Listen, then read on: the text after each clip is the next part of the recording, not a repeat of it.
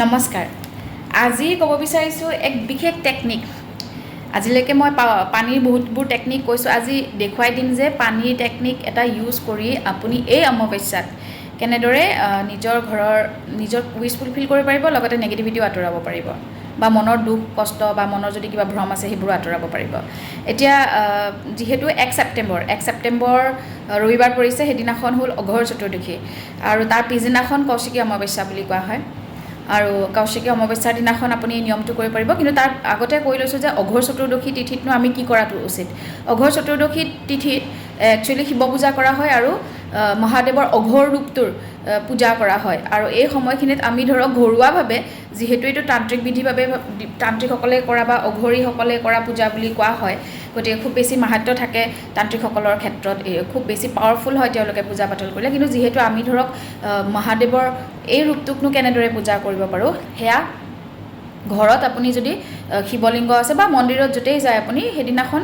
নিৰামিষ আহাৰ গ্ৰহণ কৰিব লাগে যদিহে আপুনি এই তিথিটোত কিবা কৰিম বুলি ভাবিছে নিৰামিষ আহাৰ গ্ৰহণ কৰিব পাৰে আৰু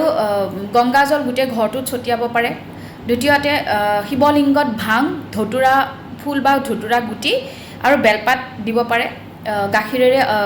অভিষেক কৰিব পাৰে নৰ্মেলি আমি পানীৰ পিছত গাখীৰ দিওঁ আৰু ইয়াৰ উপৰিও অকণমান পানীত তিল মিহলাই পেলাই অভিষেক কৰিব পাৰে আৰু ইয়াৰ উপৰিও গোটেই ৰাতি ওম নমঃ শিৱায় জপ 108 বাৰ গাব পাৰে আৰু গোটেই ৰাতি যদি এগছ চাকি আপুনি জ্বলাই থয় বাবাৰ নামত তেতিয়াহ'লে খুব শুভ ফলদায়ী বুলি কোৱা হয়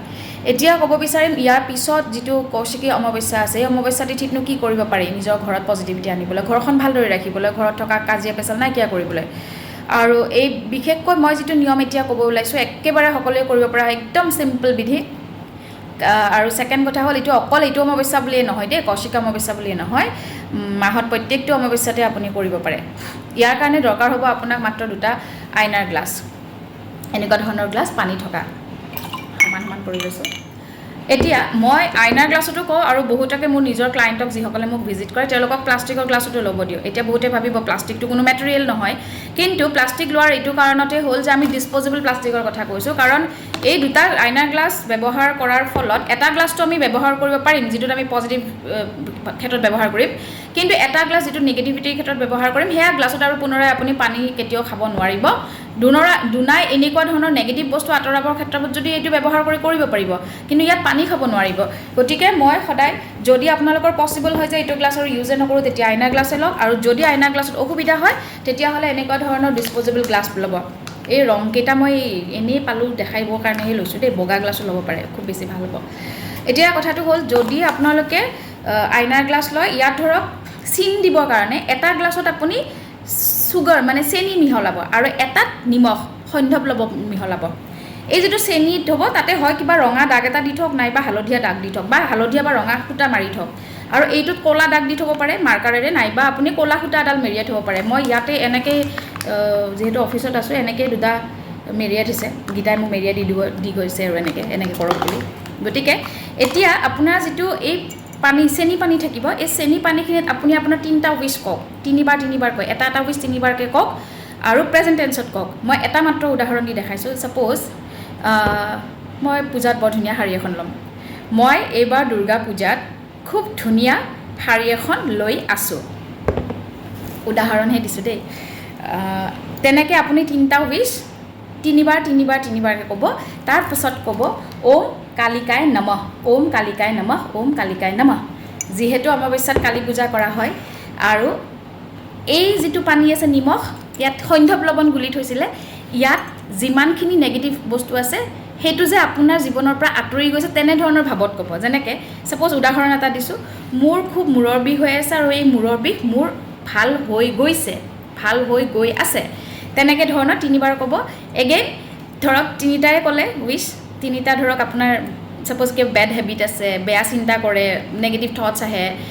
পূজা কৰিলে বহুত মানুহৰ ফ'কাছ নাহে যে মোৰ ফ'কাছ নহাৰ প্ৰব্লেমটো আঁতৰি গৈ আছে তেনেকৈ 3টা ক'ব আৰু ওম কালিকায় নমঃ ওম কালিকায় নমঃ ওম কালিকায় নমঃ তেনেকৈ গাই এইটো যিটোত মিঠা পানী থৈছে সেইটো গোঁসাই ঘৰত থ'ব আৰু যিটোত নিমখ পানী আছিল সেইটো আপুনি কিটচেনৰ কাষত থ'ব পাৰে য'ত পানী আছে টেপৰ কাষত থ'ব পাৰে য'ত আমি বটলবোৰ ভৰাই থওঁ ন পানী জমা কৰি থওঁ তাতো থ'ব পাৰে ফিল্টাৰৰ কাষত থ'ব পাৰে একুৱাগাৰ্ডৰ কাষত থ'ব পাৰে মানে পানী থকা জেগাত থ'ব কিন্তু 2টাতে ঢাকোন নিদিব পিছদিনাখন ৰাতিপুৱা গা পা ধুই উঠি প্ৰথমে নিমখটো ল'ব, নিমখৰ পানীখিনি গৈ বাথৰুমত ফ্লাছ কৰি দিব, বেচিনত, ফ্ল'ৰত নেপেলাব। আৰু ইয়াত যদি দাগ দি থৈছিলে ক'লা, সেই ক'লা দাগটো ধুৱাই দিব। আৰু এই যদি আইনাৰ গ্লাছ লৈছে সেইটো আৰু ছেপাৰেটকৈ থৈ দিয়ক, ইয়াক আকৌ ব্যৱহাৰ কৰিব নোৱাৰে। আৰু প্লাষ্টিকৰ গ্লাছ হ'লে ডাষ্টবিনত পেলাই দিব। যিটোত মিঠা পানী আছিলে তাত আপুনি ধুনীয়াকৈ এই পানীখিনি নি যিকোনো গছত পেলাই দিব। কাইটীয়া গছত নিদিব, কেকটাছত নিদিব, তুলসীত নিদিব, গোলাপ ফুলতো কাঁইট থাকে তাতো দিব নোৱাৰে, যিকোনো কাইটীয়া গছত নিদিব। আৰু ইয়াত যদি আপুনি সূতাডাল আছিলে, সূতাডালো আপুনি ধৰক ক'ৰবাত ভাল ঠাইত পেলাই দিব পাৰে বা গছৰ তলত দি দিব পাৰে। আৰু যদি দাগ আছে দাগটো মুচি দিব, যদি আপুনি ৰঙা বা হালধীয়া কিবা দাগ লৈছে মুচি দিব। আৰু এই দুটা কাম কৰাৰ আগত,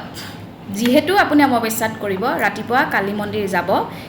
আৰু তাত হয় ঘিৰ চাকি নহয় মিঠাতেলৰ চাকি জ্বলাওক, ৰঙা ফুল দিয়ক, সেন্দুৰ দিয়ক, আৰু লগতে মহাদেৱৰ আৰাধনা কৰিব, শিৱলিংগত পানী ঢালিব।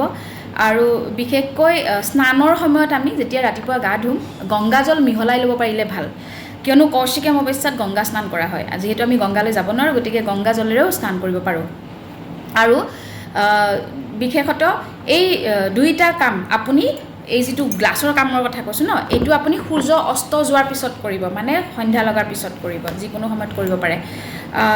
এইখিনি হ'ল সৰু বিধি, একেবাৰে শ্বৰ্ট কৈছোঁ, গতিকে কৰি চাব পাৰে। অকল এইটো অমাৱস্যা বুলি নহয়, যেতিয়া আপোনাক দৰকাৰ হয় তেতিয়াই, অমাৱস্যাত কৰা বিধি মাত্ৰ।